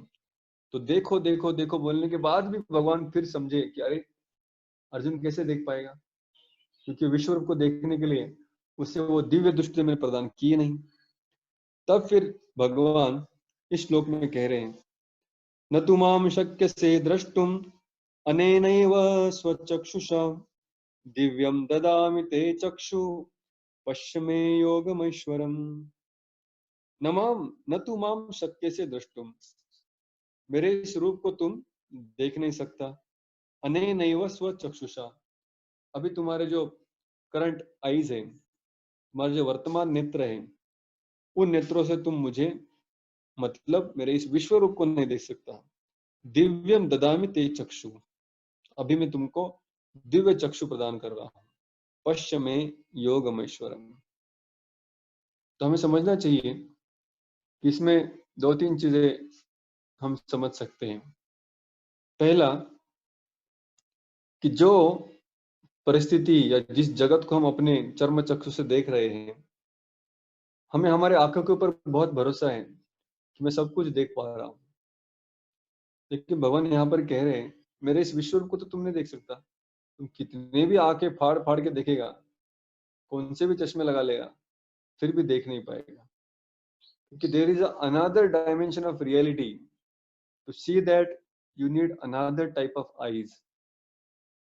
तो इस सृष्ट जगत के कुछ चीजों को देखने के लिए तो भगवान का विश्व कोई आध्यात्मिक रूप नहीं है, इस जगत की वस्तुओं से बना है। देवता, महतत्व, प्रधान, काल, 3 गुण, सारी सृष्टि, सृष्टि के सारे तत्व, इन सब से बना है। तो सृष्टि के तत्वों से बने इस विश्व को देखने के लिए भी अर्जुन के नेत्र पर्याप्त नहीं है। कहने का मतलब है कि इस सृष्टि में बहुत सारी चीजें ऐसी होती है जो हमारे चक्षु से हम देख नहीं पाते। इसका मतलब ये नहीं कि उसका अस्तित्व नहीं है। बहुत बार जिस परिस्थिति को हम अपने दृष्टिकोण से देखते हैं, हम सोचते हैं कि मैंने जो देखा वही सही है, वही पर्याप्त है, वही सच है, वही सत्य है। लेकिन हमें समझना चाहिए कि हमारे क्षमता के बाहर भी बहुत वास्तविक जगत की सच्चाई होती है, जो कभी कभी हम समझ नहीं पाते। तो भगवान कह रहे हैं कि अभी मैं आपको दिव्य चक्षु प्रदान कर रहा हूँ। इसके बारे में हमने चर्चा की थी कि साधारण मनुष्य को भगवान का उस रूप देखने के लिए दिव्य चक्षु की जरूरत पड़ेगी। मतलब, क्योंकि हमने देखा था दृष्टि के 3 प्रकार होते हैं। पहली तो भौतिक दृष्टि या इस जगत की दृष्टि, दूसरी होती है दिव्य दृष्टि या स्वर्गीय दृष्टि, और तीसरी होती है प्रेम पूर्वक भक्ति की दृष्टि। तो साधारण लोगों की जो दृष्टि होती है वो भौतिक जगत की दृष्टि होती है, तो वो स्वर्गीय चीजों को नहीं देख पाती। देवता अगर प्रकट भी हो जाए तो देख नहीं पाएंगे। श्रील प्रभुपाद एक बार पाश्चात्य देश में कीर्तन कर रहे थे, और कीर्तन करते करते अचानक कीर्तन रोककर हंसने लगे, और ऊपर हवा में रूम के कोने में उंगली दिखाकर कहे, वो देखिए नारद मुनि आए हैं। तो लोगों ने सोचा कि अरे कहाँ है नारद मुनि, हमें तो नहीं दिखाई दे रहे। श्री प्रभुपाद ने कहा वो कीर्तन में भाग लेने के लिए आए हैं, करो कीर्तन करो। और श्री प्रभुपाद बहुत ही भावी और होकर कीर्तन करने लगे। तो बहुत सारी चीज हम अपने आंखों से नहीं देख पाते, तो प्रभुपाद वो शिफ्ट कर सकते थे। और नारद में जो शुद्ध भक्त है, तो एक शुद्ध भक्त दूसरे शुद्ध भक्त को देख पा रहे थे। यहाँ पर साधारण व्यक्ति को भगवान के रूप देखने के लिए स्वर्गीय दृष्टि की आवश्यकता है। जैसे आगे वर्णन आएगा कि अर्जुन ने जब इस रूप को देखा तो साथ साथ स्वर्गीय स्वर्ग के जो वासी हैं, देवतागण हैं, देवियां हैं, उन्होंने भी इस रूप को देखा। तो उन लोगों के पास तो स्वर्गीय दृष्टि पहले से थी, और जिनके पास नहीं थी उनको भगवान ने प्रदान भी की। जैसे संजय, व्यास के द्वारा संजय को भी दृष्टि प्रदान कर दी गई थी। लेकिन अर्जुन को दिव्य दृष्टि दे रहे हैं, इसका मतलब ये नहीं कि अर्जुन की आंखें प्रमोट हो रही है। अर्जुन पहले से ही तीसरे स्तर पर है, जो सबसे उच्च है, शुद्ध भक्त का स्तर। प्रेमान जनचुरित भक्ति विलोचने, तो भक्ति के लोचनों से, आंखों से वो भगवान के श्याम सुंदर रूप को देख पा रहे हैं, जो हम देख नहीं पाते। तो अर्जुन की आंखों को और थोड़ा डिमोट करना पड़ा। और फिर वो दिव्य दृष्टि प्रदान करके भगवान के उस ऐश्वर्यशाली रूप को देख सका। तो प्रभुपाद तात्पर्य में लिखते हैं, जो कृष्ण के भक्त होते हैं उन्हें इस ऐश्वर्यशाली रूप से कुछ ज्यादा लेना देना होता नहीं। वो भगवान के दिव्य रूप से, यानी जो श्री कृष्ण का श्याम सुंदर रूप है, उससे आकृष्ट होते हैं, क्योंकि उनके हृदय में भगवान के प्रति प्रेम होता है, और उस प्रेम की वजह से वो भगवान के उस दिव्य रूप को समझ पाते हैं, कृष्ण के श्याम सुंदर रूप को देख पाते हैं। प्रभुपाद उदाहरण देते हैं कि अर्जुन भगवान के सखा थे, कृष्ण के सखा थे। लेकिन भगवान के सखा में भी अभी 2 प्रकार हम देख सकते हैं। एक थे जो भगवान के साथ वृंदावन में रहते थे, और दूसरे थे जो द्वारिका में रहते थे। तो द्वारिका में भगवान के 2 सखा थे, एक तो उद्धव थे और दूसरे पांडव थे, जिनको मिलने के लिए भगवान बार बार आते थे हस्तिनापुर। तो जो भगवान के सखा वृंदावन में थे, गोप बालक थे, वो तो भगवान को भगवान मानते नहीं थे। वो तो भगवान को कभी प्रणाम भी नहीं किए, कभी उनके ऐश्वर्य को याद ही नहीं किया। हालांकि हृदय में जानते थे कि ये कृष्ण है, लेकिन उनके हृदय में जो भगवान के प्रति प्रेम था, जो एक सखा का स्नेह था, वो इतना उनके हृदय में ओतप्रोत होता था कि उसके भाव में या ऐश्वर्य का गान बहुत फीका लगता था। तो ऐश्वर्य का गान ज्ञान बहुत शिथिल, और प्रेम का संबंध बहुत ज्यादा, इसकी वजह से वो लोग कभी भगवान को भगवान समझे ही नहीं, कृष्ण को हमेशा अपना सखा के रूप में ही देखे। हालांकि कृष्ण उनके सामने कई सारे बलशाली असुरों का संहार करते थे, लेकिन वो सब उनको एक खेल की भांति लगता था। वो कभी भगवान की पूजा अर्चना नहीं किए, कभी दंडवत प्रणाम नहीं किए, कभी स्तुति नहीं किए। हमेशा उनको एक सखा की तरह ही उनके साथ खेलते रहे। श्रीदामा तो भगवान को खेल कूद में हरा भी देते थे, भगवान को अपने पीठ पर लेकर या भगवान के पीठ के ऊपर चढ़कर दौड़ते थे। तो ये सब जो ग्वाल बाल थे, इनके मन में कहीं भी कृष्ण के ऐश्वर्यशाली ज्ञान को जगह नहीं थी। अर्जुन भी भगवान के सखा थे, वो भी कृष्ण के साथ सखा की तरह आदान प्रदान करते थे, मित्र का रिश्ता था। लेकिन जब जब भगवान अपने ऐश्वर्य को दिखाते थे तब अर्जुन के मन में वो ऐश्वर्य ज्ञान और ज्यादा प्राधान्य लेता था, और जो सखा अर्जुन है वो पीछे आ जाता था, और अर्जुन अभी दास भावना में या शांत या दास रस में आ जाता था। तो इसलिए जो वृंदावन के गोप बालकों का जो सखा का रस है उसे ज्यादा गहरा या गाढ़ा माना जाता है, बल्कि अर्जुन का जो सखा भाव है, रस है, वो ऐश्वर्य से मिश्रित है, ऐश्वर्य ज्ञान से युक्त है। तो प्रभुपाद वो बातें तात्पर्य में लिखते हैं।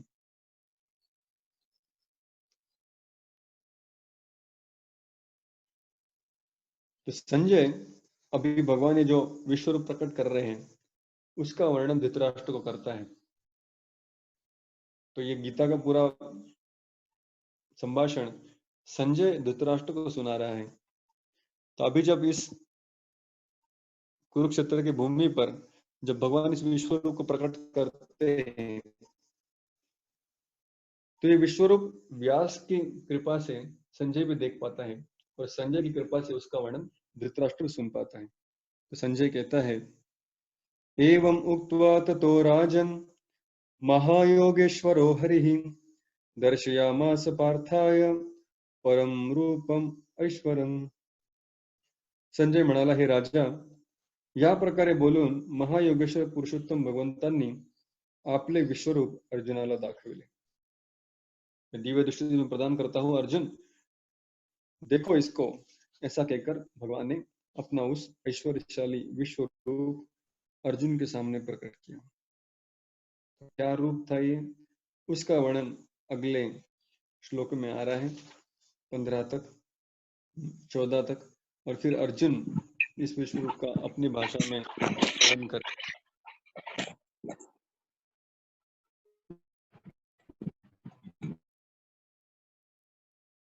तो संजय कहता है, अनेक वक्त्र नयनम अनेका अद्भुत दर्शनम अनेक दिव्याभरणम दिव्यानेकोद्यतायुधम दिव्यमालांबरम धरम दिव्यगंधानुलेपनम सर्वाश्चर्यमयं देवम अनंतम विश्वतोमुखम दिवि सूर्यसहस्रस्य भवेत् उगवत् उत्थिता यदि भासदृशी सा स्यात् भासस्तस्य महात्मनः तैत्रैकस्थं जगत्कृत्स्नं प्रविभक्तमनेकधा अपश्यद्देव देवस्य शरीरे पाण्डवस्तथा ततः स विस्मयाविष्टो हृष्टरोमा धनंजय प्रणम्य शिरसा देवं कृतांजलि अभाषत। संजय वर्णन करता है कि अर्जुन ने फिर उस विश्वरूप को देखा जिसमें असंख्य मुख थे, असंख्य नेत्र थे, असंख्य अद्भुत दृश्य थे। अद्भुत अलौकिक अलंकारों से विभूषित उस रूप को अर्जुन ने देखा जिसमें अनेक दिव्य शस्त्र धारण किए थे, दिव्य वस्त्र प्रदान किए थे, बहुत सारी मालाएं धारण की थी, अनेक सुगंधित द्रव्य उसके शरीर पे उनका लेपन कर दिया गया था। उस अद्भुत अद्भुत तेजस्वी और अनंत सर्वव्यापी रूप को अर्जुन ने देखा। एक ही समय आकाश में हजारों सूरज उदित हो जाए, इतने तेज के साथ वो विश्वरूप चमक रहा था, मानो सारी सृष्टि एक ही जगह पर स्थित हो गई हो। उस अनंत ग्रहों को, उस ब्रह्मांड को उस विस्तृत रूप में अर्जुन ने देखा। तो जब इस रूप को अर्जुन देखता है तो 14वें श्लोक में जैसे संजय ने कहा, त्यानंतर भ्रमित आणि आश्चर्यचकित होऊन अंगावर रोमांच उभारलेला अर्जुन प्रणाम करण्यासाठी नतमस्तक झाला आणि हात जोडून त्याने भगवंतांना प्रार्थना करण्यास प्रारंभ केला। तो जैसे भगवान का ऐश्वर्यशाली रूप अर्जुन ने देखा तो अर्जुन बहुत ही आश्चर्यचकित तो हो ही गया, और उसके शरीर के ऊपर रोमांच प्रकट हो गए और वो नतमस्तक हो गया और मित्र का भाव लय हो गया। और अभी भगवान और उनके दास, ये बहुत ही नगण्य जीव के रूप में अर्जुन अपने आप को समझने लगा और नतमस्तक होकर हाथ जोड़कर भगवान से प्रार्थना करने लगा। तो अर्जुन क्या प्रार्थना करता है वो हम देखते हैं। तो प्रभुपाद तात्पर्य में लिखते हैं कि अभी अद्भुत रस का यहाँ पर प्रदर्शन हो रहा है।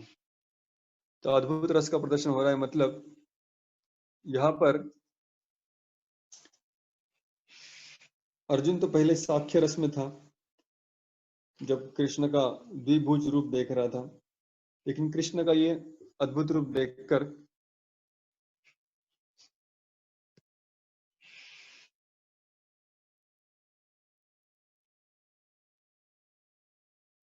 कृष्ण का ये अद्भुत रूप देखकर अर्जुन अभी अद्भुत रस को अपने मन में और शरीर में अनुभव कर रहा है। तो रस अलग अलग प्रकार के हम जानते हैं, शांत रस, दास्य रस, साक्ष्य रस, वात्सल्य रस और माधुर्य रस। ये प्रमुख 5 रस हैं। इनको छोड़कर भी 7 गौण रस है, जैसे हास्य रस, अद्भुत रस, भयानक रस, वीर्य रस। तो ये सारे जो अलग अलग रस हैं, उसमें से एक रस है अद्भुत रस। तो हर रस के साथ जब भक्त भगवान के समक्ष संबंध स्थापित करता है, तो उसे कुछ अनुभव अपने जीवन में होते हैं, कुछ लक्षण उसके शरीर में दिखते हैं, कुछ विकार उसके शरीर में प्रकट होते हैं।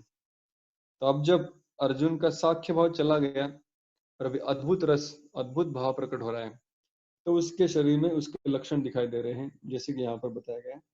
वो भयभीत तो हो ही गया, मगर साथ साथ उसके शरीर पर रोमांच खड़े हो गए। प्रभुपाद कह रहे अभी साक्ष्य रस के ऊपर अद्भुत रस का वर्चस्व प्रकट हो रहा है, और उसके उपयुक्त वहां पर अर्जुन प्रतिक्रिया व्यक्त कर रहा है। तो उस अद्भुत रस को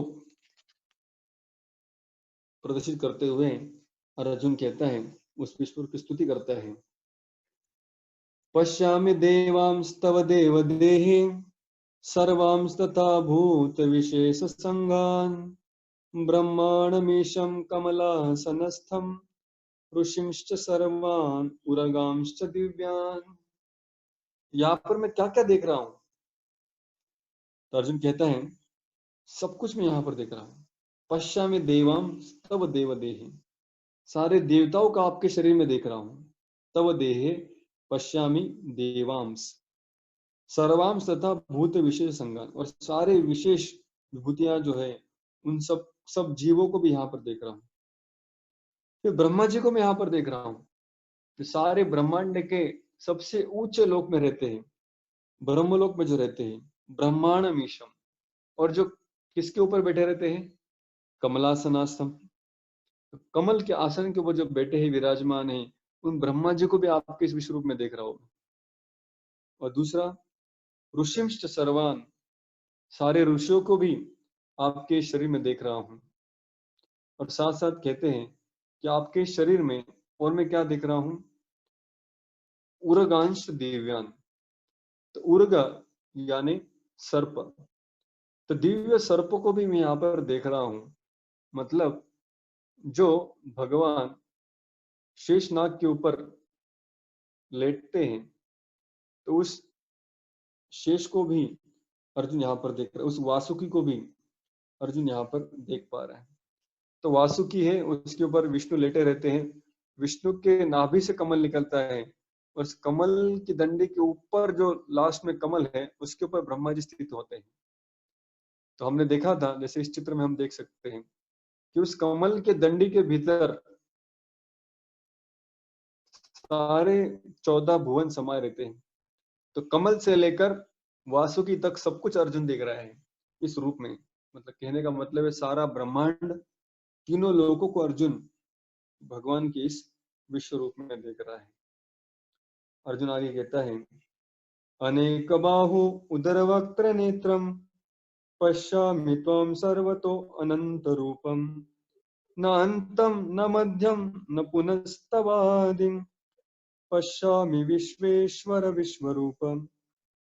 अर्जुन कहता है, हे विश्वेश्वर, हे विश्वरूप, आपकी इस देह को मैं अमर्याद रूप में सब तरफ फैला हुआ देख रहा हूँ, जिसकी असंख्य भुजाएं हैं, असंख्य उदर हैं, असंख्य मुख और असंख्य नेत्र हैं।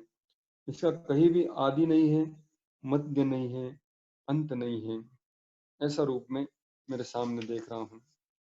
किरीटिनं गदिनं चक्रिणं च तेजो राशिं सर्वतो दीप्तिमन्तं पश्यामि त्वां दुर्निरीक्षं समन्तां दीप्तान् दीप्तानलार्कत उत्तिम प्रमेयम। वो कह रहे हैं आपका इस तेजस्वी रूप को देखना बड़ा ही मुश्किल है, क्योंकि अग्नि की तरह, सूरज की तरह तेजोमान है। फिर भी बहुत प्रकार के मुकुट, गदा और चक्रों से सुशोभिमान इस रूप को मैं देख पा रहा हूँ। तमक्षरम परमं वेदितव्यं, तमस्य विश्वस्य परम निधानम, तमव्यय शाश्वत धर्म गोप्ता, सनातनस्त्वं पुरुषो मतो में। अर्जुन कहता है आप ही परम आद्य अक्षर जाने माने हैं, इस संपूर्ण विश्व के परम आश्रय स्थान आप ही है। आप ही अव्ययी और परम पुरातन हैं, शाश्वत धर्म के पालक हैं, पुरुषोत्तम भगवान हैं। ये मेरा मत है। अनादि मध्यांतम अंतवीर्य अनंत बाहुम शशि सूर्य नेत्रम, पश्यामि त्वां दीप्तहुताशवक्त्रम, स्वतेजसा विश्वमिदं तपन्तम। आप आदि मध्य और अंत है, आपकी महिमा अगाध है। आपके असंख्य वायु है, चंद्र और सूरज आपके नेत्र हैं। आपके मुख से बाहर निकलने वाला अग्नि संपूर्ण विश्व को तेज से तप्त कर रहा है। यावत् पृथ्वीरिदम् अंतरं हि व्याप्तं त्वयैकेन दिशश्च सर्वा, दृष्ट्वाद्भुतं रूपम् उग्रं तवेदं, लोकत्रयं प्रव्यथितं महात्मन्। अभी अर्जुन आगे कह रहा है कि रूप तो आश्चर्यकारक है ही, मगर साथ साथ ये रूप बहुत ही भयानक भी है। क्यों भयानक है? वो कह रहा है आपका ये उग्र और अतिशय अद्भुत रूप देखकर सारे लोग व्यथित हो गए हैं, ग्रस्त हो गए हैं। तो प्रभुपाद यहाँ पर लिखते हैं कि सारे लोग व्यथित हो गए हैं। इसका मतलब इस विश्वरूप को अर्जुन के अलावा बहुत लोगों ने देखा, और उसको देखकर ही वो व्यथित या पीड़ित हो गए या भयभीत हो गए। तो कहने का मतलब है बहुत सारे लोग थे जिनको भगवान ने दिव्य दृष्टि प्रदान की थी, तात्पर्य प्रभुपाद लिखते हैं, जिससे कि वो सारे लोग इस विश्व को देख पाए। खास करके स्वर्ग और पृथ्वी के ऊपर, उनके बीच में लोकत्रयम, तीनों लोक में अलग अलग लोग इस रूप को देख पा रहे थे। अमिहि त्वां सुरसंगा विशन्ति, केचित् भीता प्राञ्जलयो गृह्णन्ति, स्वस्ति इत्युक्त्वा महर्षि सिद्धसंगा, स्तुवन्ति त्वां स्तुतिभिः पुष्कलाभिः। तो बहुत सारे महर्षिगण आपकी यहाँ पर स्तुति करते हुए दिखाई दे रहे हैं। देवतागण आपकी शरण आ रहे हैं। बहुत सारे भयभीत होकर आपके सामने हाथ जोड़कर बैठे हैं। सिद्धगण स्वस्ति यानी आपकी स्तुति गा रहे हैं, वैदिक मंत्रों से युक्त होकर। रुद्रादित्या वसवो ये च साध्या, विश्वेश्विनो मरुतश्च उष्मपाश्च, गंधर्वयक्षा सुरसिद्ध संगा, वीक्षन्ते त्वां विस्मिताश्चैव सर्वे। रुद्र, आदित्य, वसु, साध्य, विश्वदेव, अश्विन कुमार, मरुदगण, पितृगण, गंधर्व, यक्षगण, असुर, सिद्ध, ये सारे देवताओं को, ये सारे देवता विस्मित होकर आपको देख रहे हैं। तो इसका मतलब ये सारे लोग भी, ये सारे देवतागण भी भगवान की इस विश्व को देख पा रहे थे। भगवान चाहते थे कि कहीं ऐसा ना हो, किसी अर्जुन ही बोलेगा कि मैंने विश्वरूप देखा, मैंने विश्वरूप देखा, कृष्ण ने विश्वरूप प्रकट किया था, और फिर अर्जुन के उस शब्दों को ग्वाही देने के लिए, साक्षी रहने के लिए भी कोई होने चाहिए। तो इसलिए भगवान ने यह रूप देवताओं को भी दिखाया, ताकि वो भी भगवान की इस अलौकिक रूप के साक्षी रहे। अभी अर्जुन कुछ और चीजें देखने लगता है, जिससे उसके मन में भय प्रकट होने लगता है। तो 23 से आगे जो अर्जुन देखता है, वो जो वर्णन है, वो देखकर अर्जुन के मन में बहुत भय बैठ जाता है। रूपम महत्ते बहुवक्त्र नेत्रम, महाबाहो बहुबाहुरुपादम, बहुदरम बहुदंष्ट्राकरालम, दृष्ट्वा लोकाप्यविता तथाहम। हे महाबाहो, देवताओं के साथ अनेक लोग, अनेक नेत्र, अनेक मुख, भुजा, जंगाएं, पैर, उदरे और अनेक अनेक अकराल विकराल जबड़े होने वाले रखने वाले महाकाय रूप को मैं यहाँ पर देख रहा हूँ और बहुत भयभीत हो रहा हूँ। तो जैसे हम विश्व रूप का जब भी चित्र देखते हैं, उसमें अलग अलग प्रकार के मुख दिखते हैं, जिनके 22वें श्लोक में अर्जुन कहता है कि मैं यहाँ पर अभी आपके बहुत महाकाय रूप को देख रहा हूँ, जिसके अलग अलग मुख हैं और बड़े बड़े जबड़े हैं, और जिसमें भयंकर दांत हैं, और ये बहुत ही देखने के लिए भयंकर लग रहा है मुझे। आगे अर्जुन कहता है, नभस्पृशं दीप्तमनेकवर्णं व्यात्ताननं दीप्तविशालनेत्रं दृष्ट्वा हि त्वां प्रव्यथितान्तरात्मा धृतिं दामि शमं न विष्णु। हे सर्वव्यापी विष्णू, अनेक तेजस्वी वर्णांनी युक्त तुम्ही, आकाशाला भिडलेली तुमची ही आव असलेली मुखे, प्रदीप्त विशाल नेत्र असलेले रूप पाहून माझे मन भयाने व्यथित झाले आहे। त्यामुळे मी धैर्य आणि मानसिक संतुलन राखू शकत नहीं। तो आपके इतने बड़े बड़े विस्तार वाले जबड़े देखकर, जो सारे विश्व को गिलंकृत कर सकते हैं, ऐसे मुखों को देखकर अभी भय लगने लगा है। दंष्टा करालानि च ते मुखानि दृष्ट्वैव कालानलसन्निभानि दिशो न जाने न लभे च शर्म प्रसीद देवेश जगन्निवास। हे देवादिदेव, हे जगन्निवास, कृपया मुझ पे प्रसन्न हो जाइए। आपका ये मृत्यु के रूप वाला, ये प्रज्वलित होने वाला चेहरा देखकर, जो बहुत ही भयंकर चित्र विचित्र यहाँ पर दिख रहा है, इसके जबड़ों को देखकर मैं मेरा संतुलन नहीं रख पा रहा हूँ, मैं भ्रमित हो रहा हूँ। ये कृष्ण, कृपया मुझ पर प्रसन्न हो जाइए। तो अर्जुन अभी वो विश्व रूप देखने के बाद भयभीत हो चुका है। अभी वो जिस उसने ही प्रार्थना की थी, पर अभी उसको देखकर वो खुद ही भयभीत हो रहा है। तो अर्जुन ने अपना एक मन में विचार रखकर उस विश्व रूप को देखने का प्रयास किया था, विनती की थी। लेकिन भगवान जब विश्व रूप दिखा रहे, तो भगवान के मन में भी कुछ विचार चल रहे हैं। तो भगवान को तो आखिरी में अर्जुन से युद्ध करवाना है, धर्म की स्थापना करने के लिए सेवा में लगाना है अर्जुन को। तो भगवान यहाँ पर, जैसे हमने कहा, चर्चा की कि खास करके अपना जो समय काल, टाइम फैक्टर का जो उनका प्रधान रूप है, उसको यहाँ पर अभी प्रदर्शित करने वाले हैं। तो उस रूप को जब भगवान के उस रूप को जो अर्जुन देखता है, तो भयभीत हो जाता है। तो किस तरह काल की जो भगवान की शक्ति है, वो कितनी भयानक लगती है साधारण भौतिकवादी लोगों को, वो यहाँ पर हम देख सकते हैं। तो अर्जुन आगे कहता है, अमी च त्वां धृष्टराष्ट्रस्य पुत्राः सर्वे सहेवावनिपालसङ्गैः भीष्मो द्रोणसूतपुत्रस्तथासौ सहस्मदीयै अपि योधमुख्यै। तो अर्जुन अभी यहाँ पर कृष्ण के इस काल रूप में भविष्य को देख रहा है।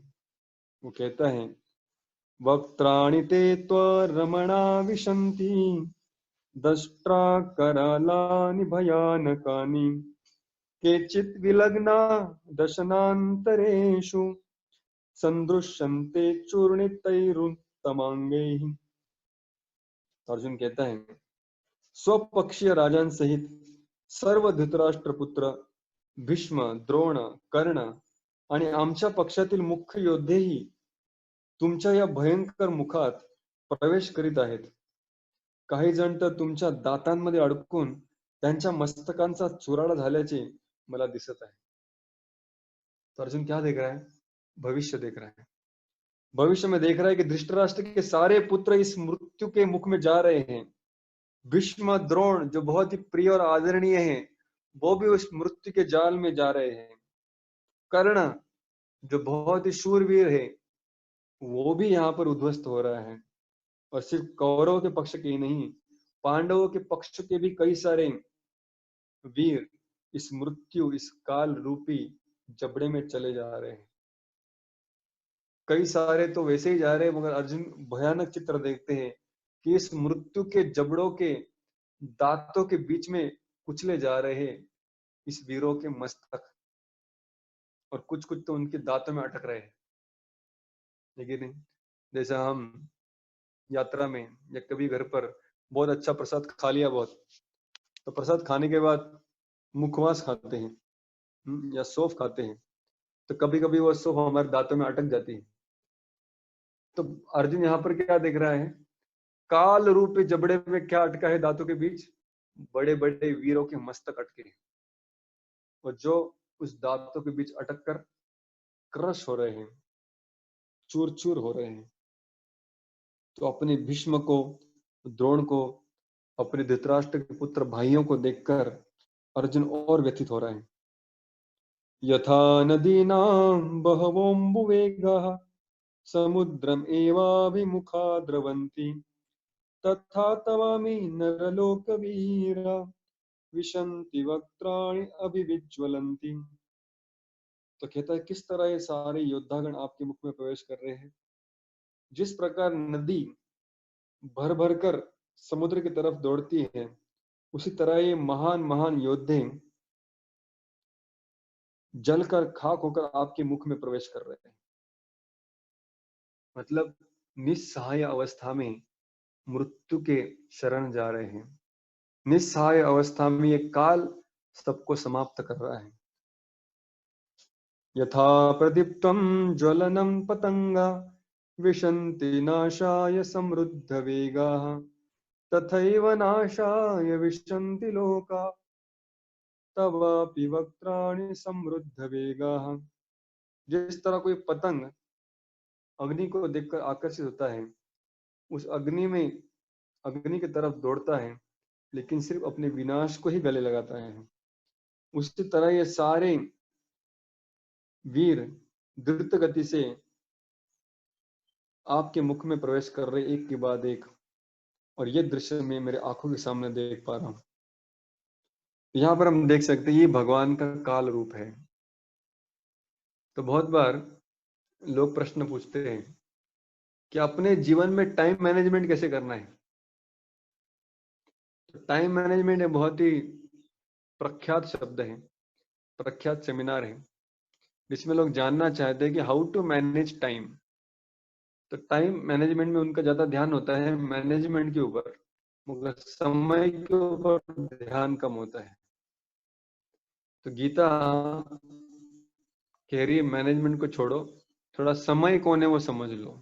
Who is the time personified, who is that Kaal. तो भगवान यहाँ पर दिखा रहे हैं ये अपना काल स्वरूप, जो आगे कहेंगे कि कालोस्मि भरतर्षभ, कि ये मैं काल हूं।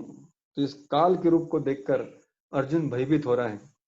कोई भी सामान्य व्यक्ति इस भौतिक जगत का जब इस काल के प्रभाव को देखेगा, अगर कोई भी प्रामाणिक व्यक्ति इतिहास का अध्ययन करेगा, तो पता चलेगा कि ऐसे कितने सारे वीर, कितने सारे साम्राज्य, कितनी सारी सल्तनतें इस काल के प्रभाव में चूर चूर हो गई।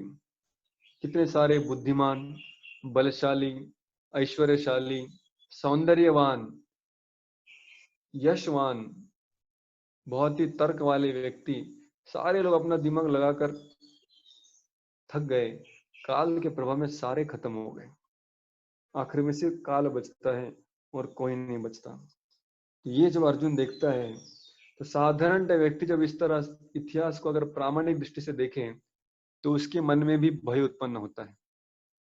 जो भय अर्जुन के मन में प्रकट हुआ कि मैं क्या देख रहा हूँ, क्यों आप ऐसा कर रहे हैं, क्यों ये काल हमेशा विध्वंस की तरह काम करता है, क्यों अपने जीवन की सारी चीजों को आपसे छीन लेता है।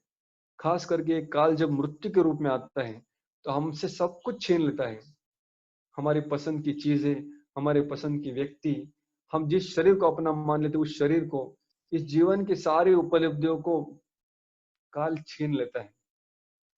तो इसलिए काल का इस रूप को देखकर अर्जुन भयभीत हो रहा है। लेकिन इस काल के भय से कैसे बच सके, यह भगवान अगले आने वाले श्लोक में बताएंगे। तो उसकी चर्चा हम कल करेंगे कि कैसे इस भगवान के काल रूप को समझ पाए और कैसे सही तरीके में टाइम मैनेजमेंट कर पाए, जिससे कि इस काल को हम शरण जाकर उसकी कृपा प्राप्त करके जीवन को सफल बना पाए। हरे कृष्णा कृष्णा कृष्णा हरे हरे, हरे राम राम राम हरे हरे। श्रीमद् भगवद गीता की जय। श्रील प्रभुपाद की जय। अनंत कोटि वैष्णव वृंद की जय। निताय गौर प्रेमानंदे। हरि हरि बोल।